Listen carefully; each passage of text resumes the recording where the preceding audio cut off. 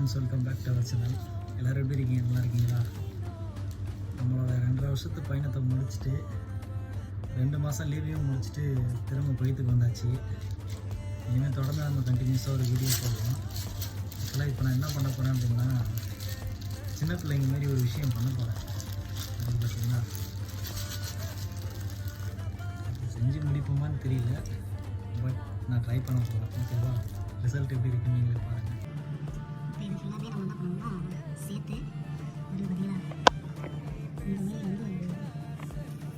இந்த மாதிரி வந்து வண்டி ஒன்று ரெடி பண்ணணும். ஓகேவா?